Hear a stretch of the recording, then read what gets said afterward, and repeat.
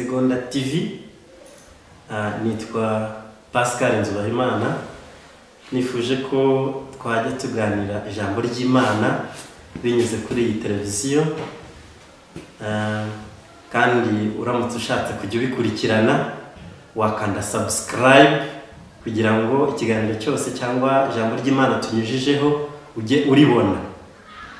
Amazina yanjye nitwa Nzubahimana Pascal nkuko nabivuze, nkaba ndi umuvugabutumwa w'ubushake, nkunda gusenga kandi nkunda ijambo ry'Imana, ngakunda no kubisangira kandi n'ab'Imana. Haleluya. Tugiye kuganira ijambo ry'Imana rifite teme yitwa guma mu rugo.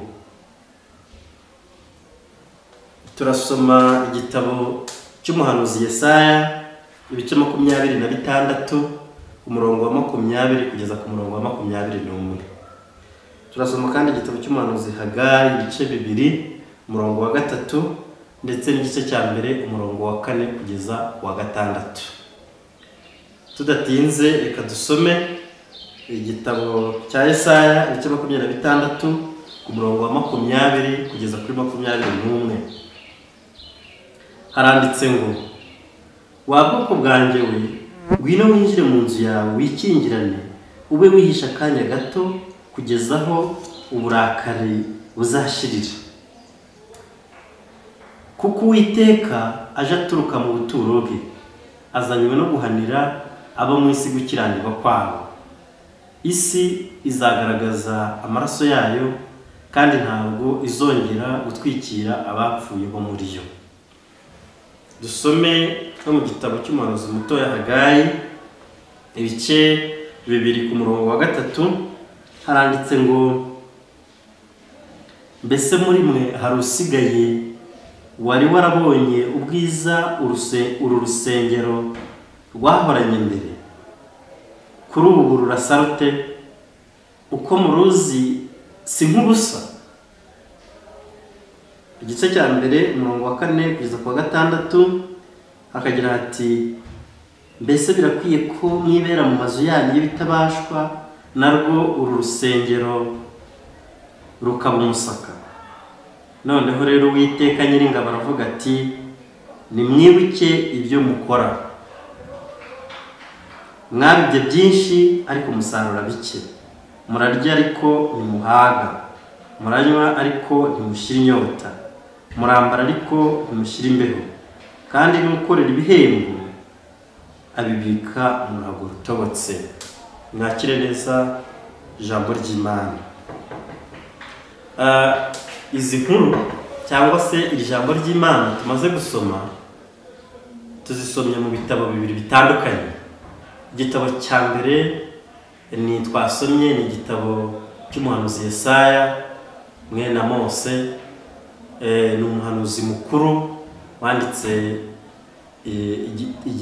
umwe mu banditsi bakuru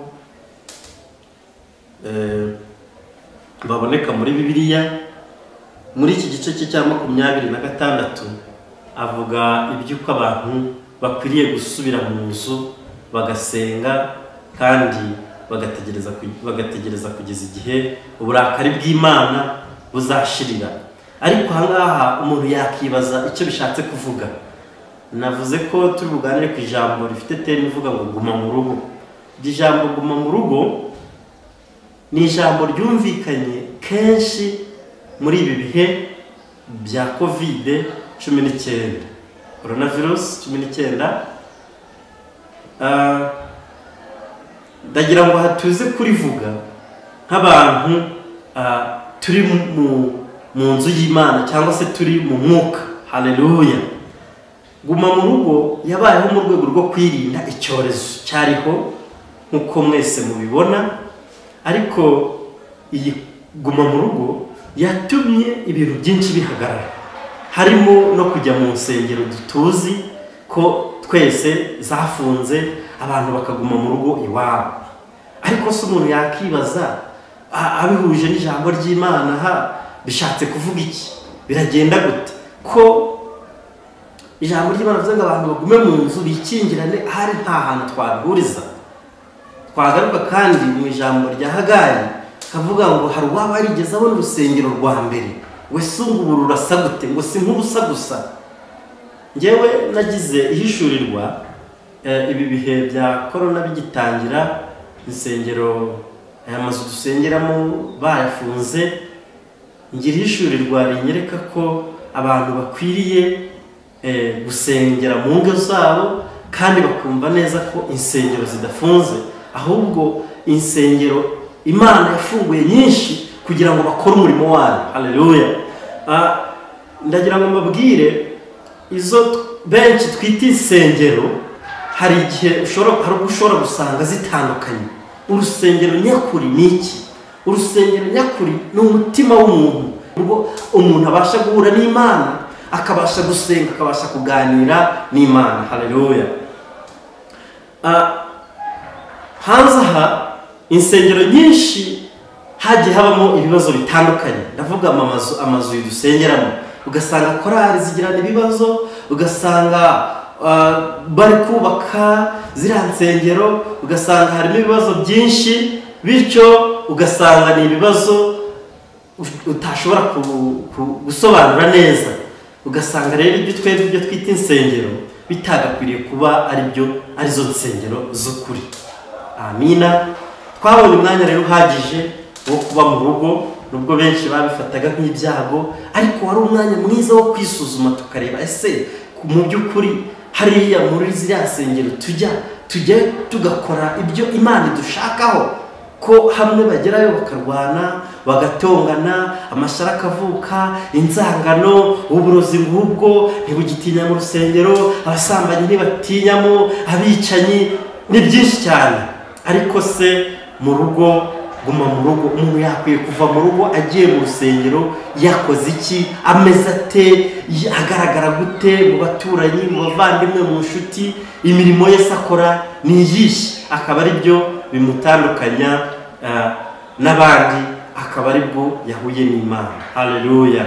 Iyo usomye igitabo Pawulo yandikiye Abakorinto cya mbere mu bice 6 ku murongo wa 19 na 20, usanga avuga neza uburyo urusengero nyakuri ari umubiri, uyu mubiri wacu ari rwo rusengero rw'Imana. Haleluya. Ari rwo rusengero dukwiye kuganiriramo n'Imana yacu, tukayihereramo icyubahiro, tukayihereramo ikuzo. Haleluya. Yesu ashimwe. Rero tugaruka kuri teme yacu kandi twerekeza no ku musozo, ndagira ngo mubwire urusengero nyakuri ni umutima w'umuntu. Kandi teme nk'uko ibitubwira, guma mu rugo, abantu bari bakwiye kuguma mu rugo, bamara kuguma mu rugo bagatekereza impamvu yo kujya muri rwa rusengero, mu rusange rw'abantu, ariko si urusengero rwe bwite, we n'Imana, yahuye n'Imana te. Haleluya. Bene data, nshuti bakundwa z'umusaraba, reka tubanze tweze imitima yacu, tubanze dusobanukirwe neza icyo Imana ishaka. Urusengero nyakuri Imana idushakamo ni hehe dukwiye kuba dukorera uyu murimo w'Imana, ni hehe tugomba guhera umurimo, ni hehe tugomba kuwugeza. Abanyarwanda bakavuga ngo ijya kurisha ihera ku rugo. Reka tuve mu rugo tukijijwe, tuve mu rugo twejejwe, tubone kujya mu nzu y'Imana, niho tuzahura n'abandi bera, tugakora iby'umurimo. Birakwiye rero ko bene data tuguma mu rugo, tukava mu rugo ari uko twamaze gukora ibyo Uwiteka dushakaho. Haleluya. Imana ibahe umugisha kandi mwese mukomeze kuryoherwa n'iyi gahunda, kandi subscribe kugira ngo urusheho gukomeza kumva iby'aka gakiza n'iby'urugendo n'iby'impamvu zo kujya mu rusengero ndetse n'urusengero nyakuri. Amen.